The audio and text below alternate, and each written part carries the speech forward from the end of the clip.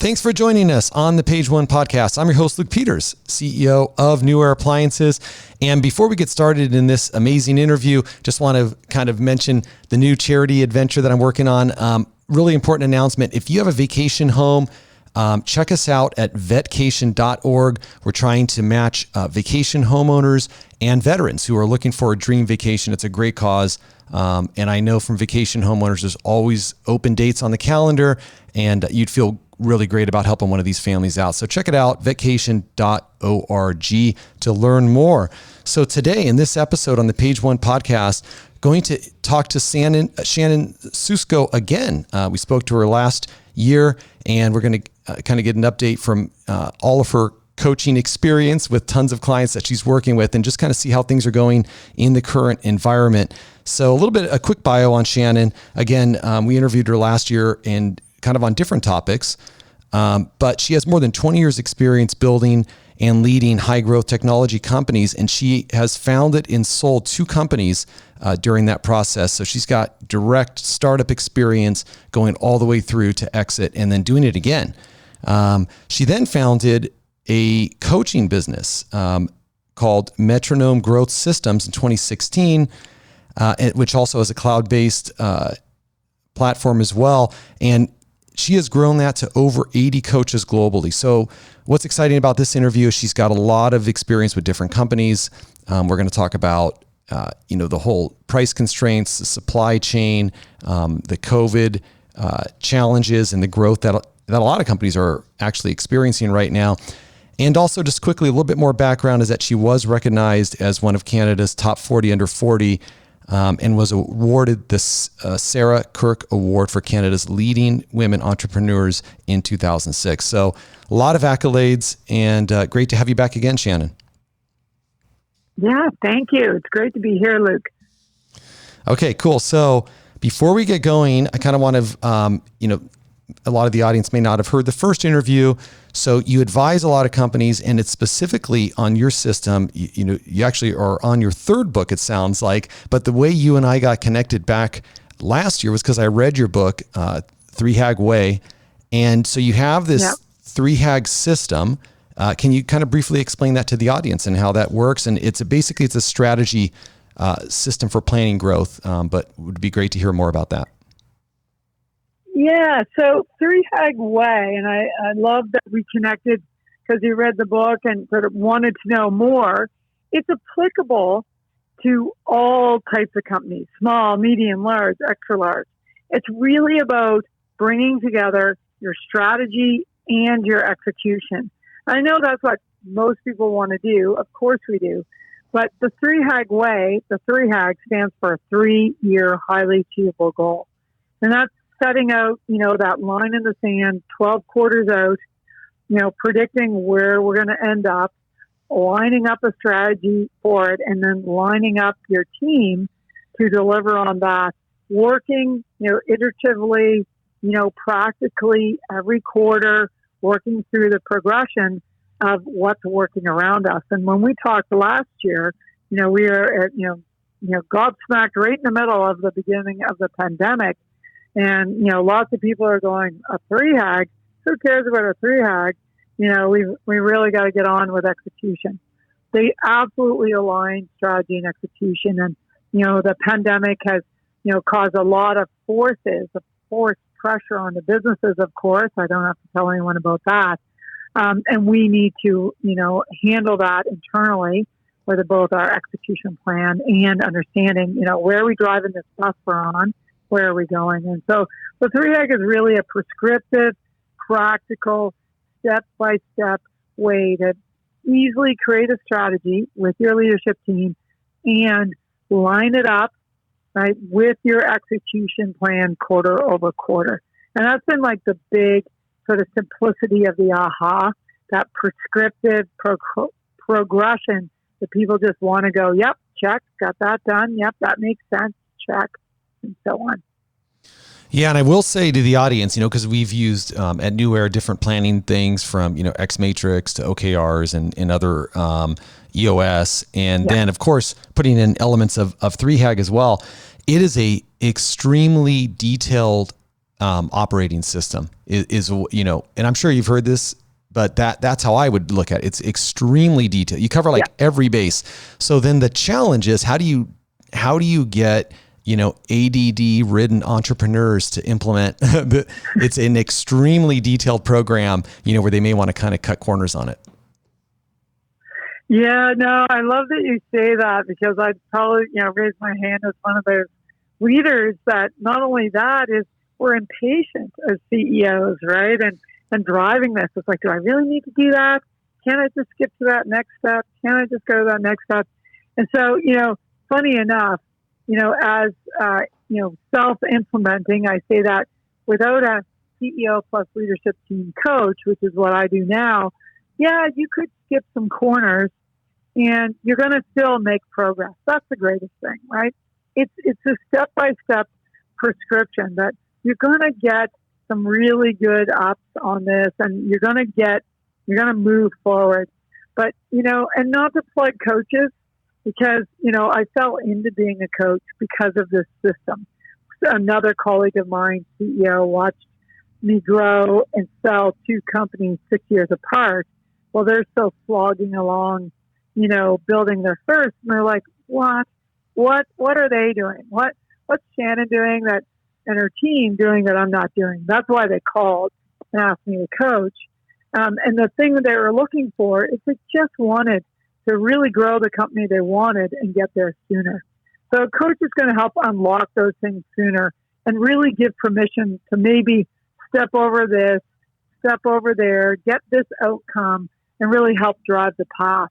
But as you know, my first book, Metronome Effect, my second book, HAG WAY, and the third book that's coming out June the 1st, Metronomics, it's very prescriptive. It's set out as a guide to help all leaders, with or without a coach, you know, get further faster, because we're impatient, right? And we want to make the impact that we set out to make, and, you know, reach the goals that we set for ourselves. I mean, that's really what we're here to do, and bring the team with us.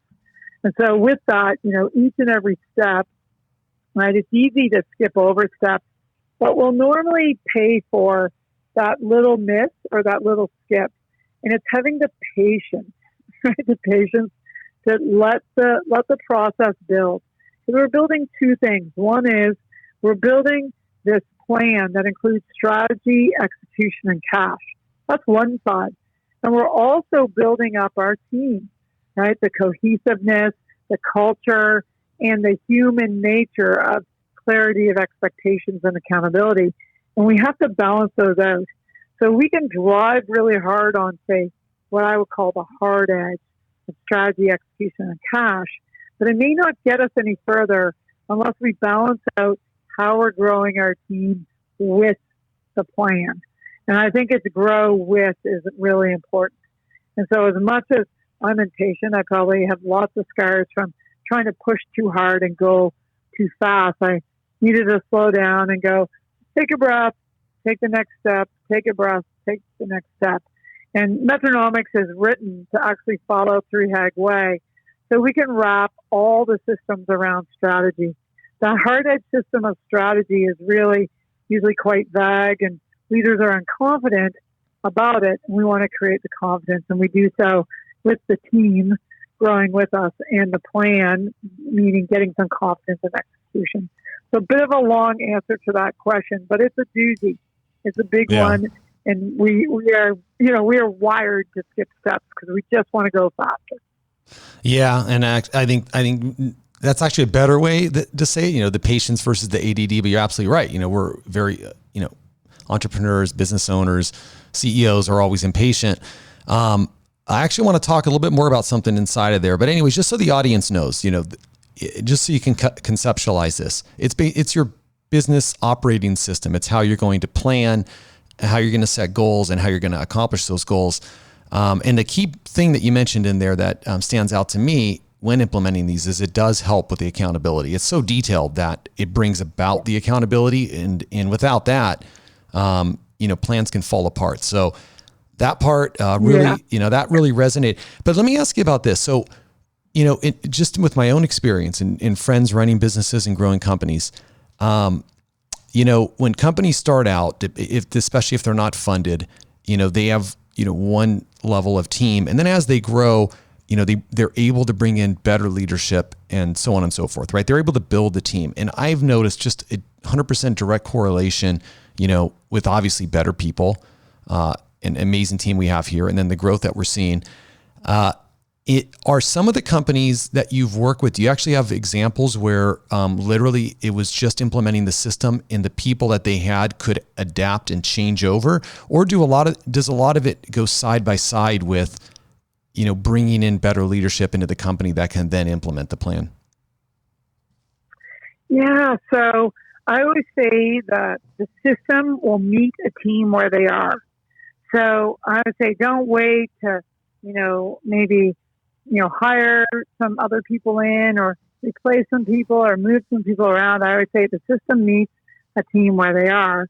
And what will happen through that is that the team that's, with, you now and the team that you have, they'll be great in getting, the start and getting the pieces, together, the pieces of the plan and the information. But what becomes more obvious as we lay this out, and the step by step, the quarter by quarter, the month by month, is what becomes more obvious is, do we have the right people? If I steal from Jim Collins, do we have the right people in the right seats doing the right things? So I say, let's get the plan going. Let's lay it out. So we get really clear on the who, right? On who we need, what seat should they be in? What functional role should they play in the organization for the plan? And then, doing the right things is, lining up to, the things that we've got to get done to, get from quarter one to quarter two to quarter three. And I'd say most organizations, I'd be lying to tell you that most organizations, start out on this journey and don't, sort of move around team members and re-up some team members and maybe even hire in some team members, because this plan is to grow the company, and we're going to grow the design of the company, and we're going to grow the people in our company. So we are going to, probably re-up, remove, rehire, put people in, and we're going to do that in a line to this plan. And it makes it, I find, working with my clients, feedback we've had, and I've used this system in my own companies, just makes it a whole lot less stressful and maybe even more objective, because we're so clear on where we want to go. That actually leads me into the next question. So again, you have a lot of scale. You got, 80 plus coaches globally. That means a lot of companies underneath those coaches. So you have a really big view on the economy and what works and what doesn't work. So specifically when I'll say future plan, but when companies are forecasting in 3 years, referring to 3 HAG, when companies are looking out 3 years, what are the biggest mistakes that they make?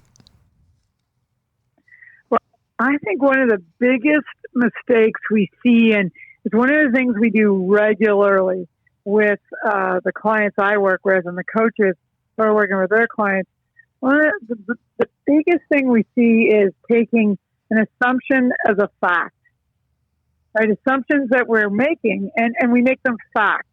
And as soon as we think they're a fact, then we build a plan around them, right? And one of the things we do regularly in the meetings that we're working with teams on is always level setting on the brutal facts, not opinions, not what we think might happen, not asking questions around we think what might happen, but really being really brutally honest about what is the fact of the matter. And when I look back over, I think of the last year of the pandemic, we're going into, like the 5th quarter of this, that process, that regular process was so key in, number one, allowing leaders and team members to talk freely about the brutal facts.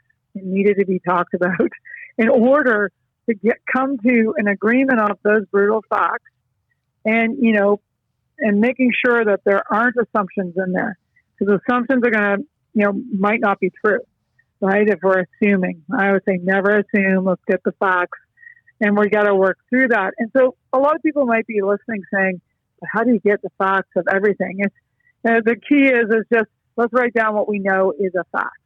right? And it's amazing the brainstorming of the leadership team in doing this. And then from there, then let's plan forward, right? And let's plan forward. We're going to make assumptions in our plan.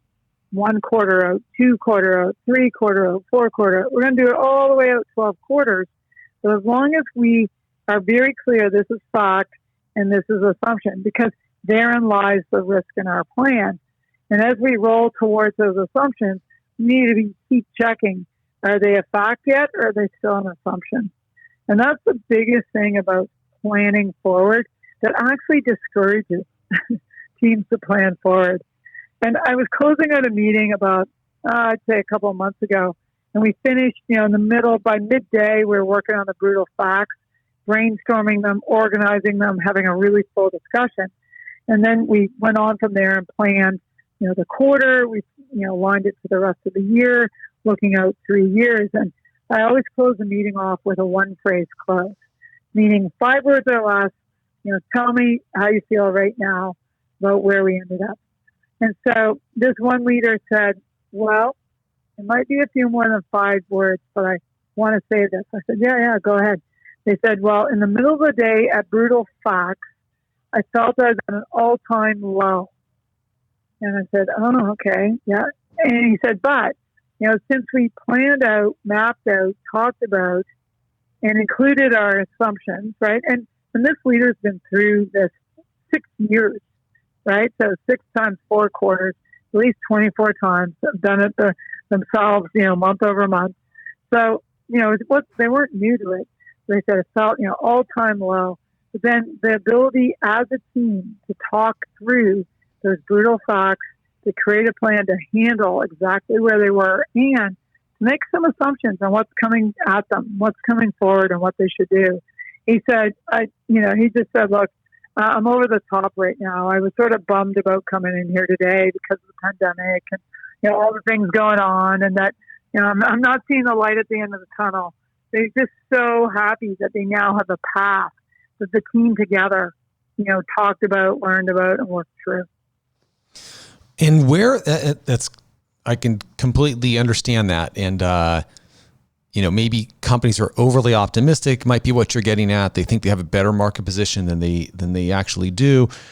I'm sure there's a bunch of different examples, but where do they find that source of truth? Do they have to go do some sort of, dive deeper in the market research and they weren't relying on enough of that? Or is there a common theme that you've seen? Yeah. So, that's an excellent question, because assumptions come from not doing maybe the research in the market that we need to. And even part of this, system, this progression that we do with teams and we want teams to do, is making it a regular occurrence, not only at a, quarterly planning meeting, but on a weekly basis, to be pulling back feedback from the marketplace, from our partners, from, our consumers, from our core customers, from, our suppliers, and bringing them back into our regular weekly meetings, so that this information, is causing us, to learn more, some curiosity, answer some questions on why is that happening, not just once every 3 months, but every week, a little bit from the team. And it's part of this great alignment of cascading this information so that the curiosity about our market grows. And so that when we come into bringing brutal facts, we actually have on a regular basis continuously done the homework. And some people might be thinking, going, oh my gosh, there's so many other things to do. But I can tell you, based on my own experience, by sharing that workout with my leaders, and my leaders with their teams, big, small, whatever it might be, and sharing out, everybody bringing feedback into the company regularly, just changed our understanding of the marketplace in order to get, the facts on the table on a regular basis. Before we get into the kind of the case study that we were talking about, another question about pricing. Now, I know, Shannon, that a lot of the companies, it might be service or software. I mean, you have a broad range of companies, but for sure in the physical goods or anything commodity related, there's been a ton of inflation and companies are having to make tough choices and pass on price increases. Is there any way that you're, advising clients about price increases? Maybe it's, yes, you have to meet your, 3HAG margin goals or whatever the case may be. Or I'm just curious if there's a certain take other than the obvious on how the clients are thinking about the price increases. Yeah. So definitely have had, when I think in with my clients, especially the ones who are manufacturing and producing and have supply chain and inventory. And we know there's been lots of disruption over the last year, both, disruption of my clients getting their goods to the end customer, as well as getting, the materials required to actually build, process, produce that. And there's been also major price fluctuations. And we're seeing where companies already have contracts in place for certain pricing that, was done pre-pandemic and all those things. They were lined up to their plan and all those things. And the biggest thing that I've seen both from a supply chain perspective is, the proactiveness of, the teams who are using this system to, plan, execute, and continuously predict. They were very proactive. And the vendors and, their supply chain that they were involved in, they're proactive, meaning they could see things, that were going to affect earlier than, say, some other companies, and went and handled that. Now, could they, reduce the price of a raw material that's input into their goods? Not necessarily. So what does that mean for the other side? Well, the other side of their go-to-market, what does that mean for contracts that they have in place, commitments in place for, for the goods they were delivering? Well, there was a lot of proactive discussions going on that side as well.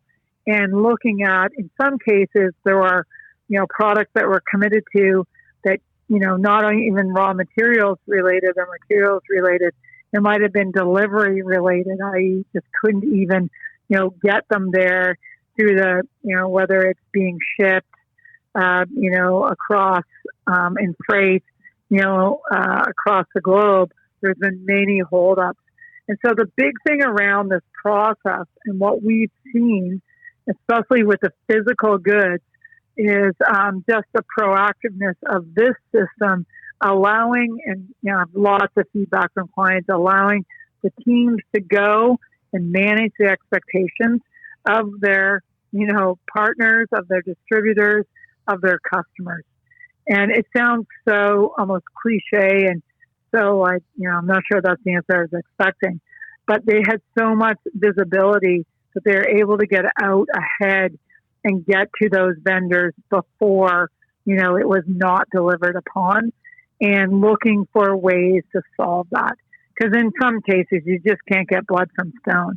In other cases, when it's a pricing that's out of whack and pricing that was done pre-pandemic, there's been a lot of really proactive discussions going on of how, yes, they committed to this level, but knowing that partner of theirs, that distributor partner, doesn't want them to see them produce a good that's, not profitable for the company. And I think that has to do with the relationship in the value chain of these, the clients I'm working with that's making a difference to the success and keeping aligned their path forward at a profitable level, not at a loss. Yeah, that's, being proactive and planning for sure. And that's going to help a lot. And I think a lot of companies, got stuck, especially, companies that are carrying a lot of inventory. Some of them got stuck with no inventory, not enough inventory. And, those that planned, they had product to sell. So, and then we know there's other, talk about that. We know there's other companies who might have had, shelves full of inventory or even raw materials for their production and, had a lot of cash tied up there and not able, especially early last year, and there's been different times throughout the year, to move the product. That causes a whole lot of other issues around the cash availability But I do know, I'm thinking of one of my clients who was in that situation because they were there. They actually saw as soon as things went down, they did some things really proactively from their cash roadmap, right? And mapping that out, recognizing the level of inventories they might have and for how long and how could they move it. What could they do to create some other cash resources for their team and for their company and for, really the going concern it needed to be. And they had a really good, successful year. Yeah, it's a crazy world. This podcast we'll probably release this in late April, 2021.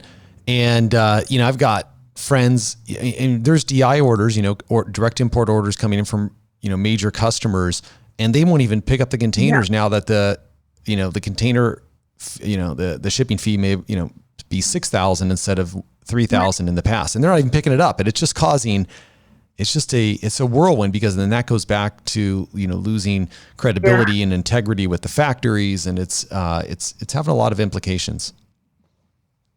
Yeah. Huge ripple effect.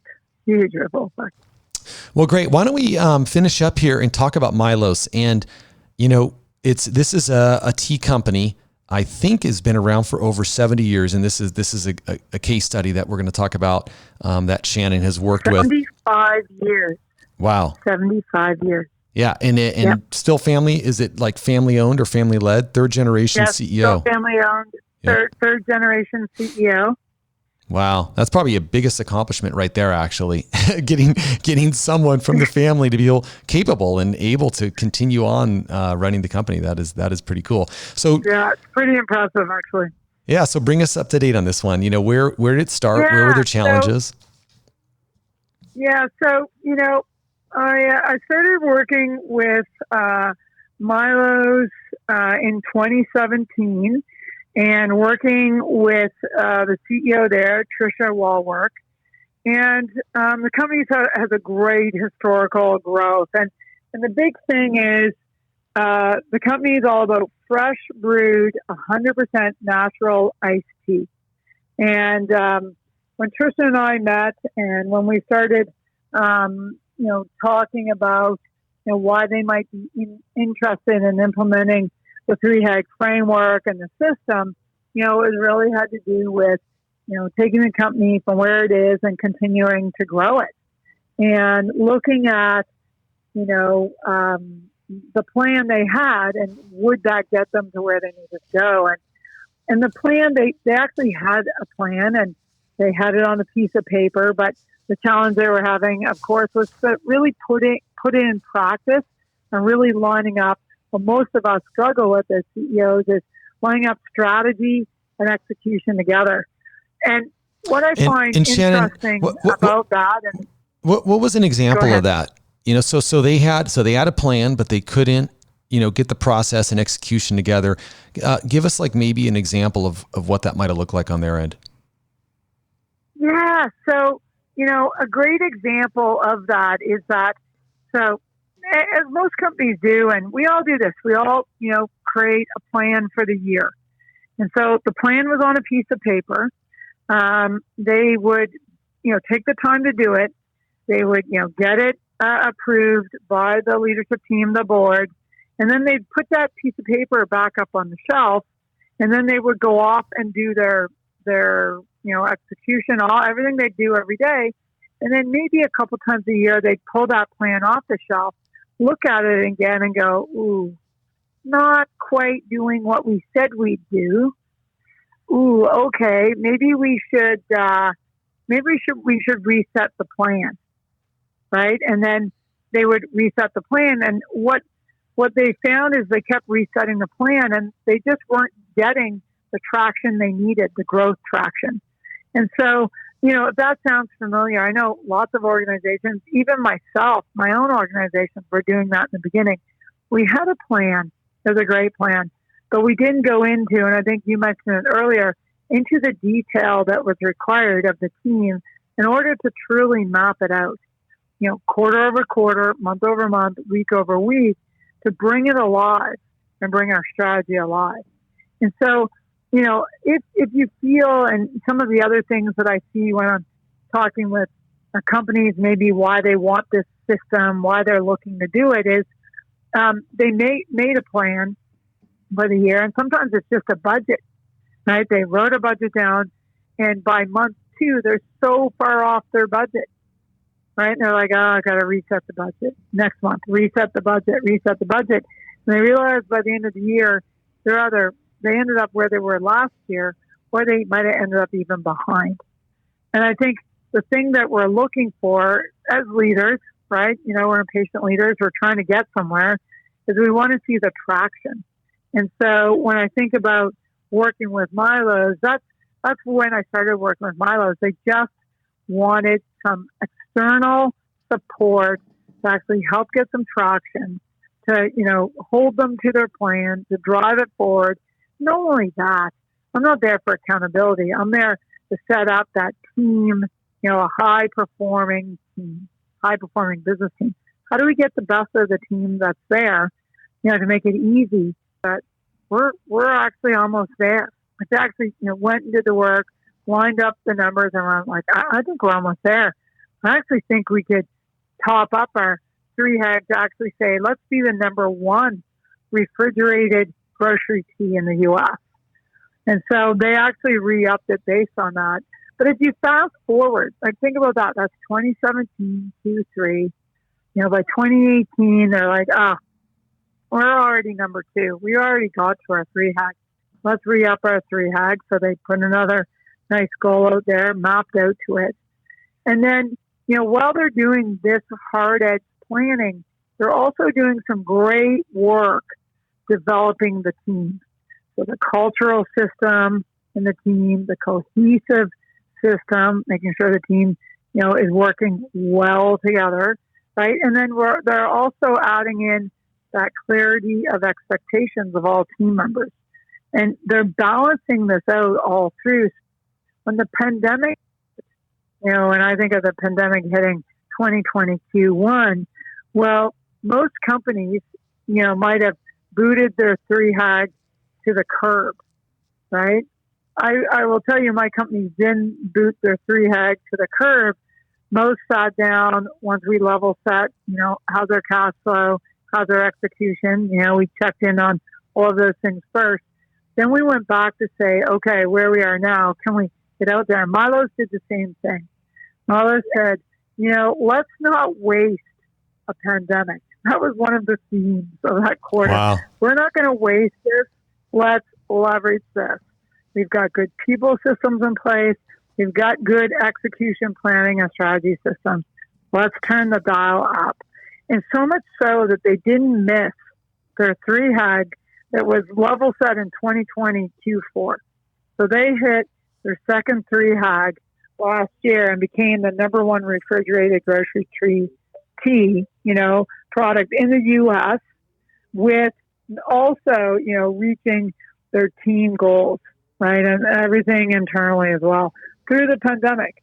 And it's just a matter of that leadership, grabbing hold of the crisis that was happening and rallying the team around this plan that was already thought out and figuring out a way to do so. Wow. Well, that's got to be extra difficult for, a brand like this, because I'm sure they're selling into a lot of, retailers or grocery or different chains like that were, heavily impacted. Yeah.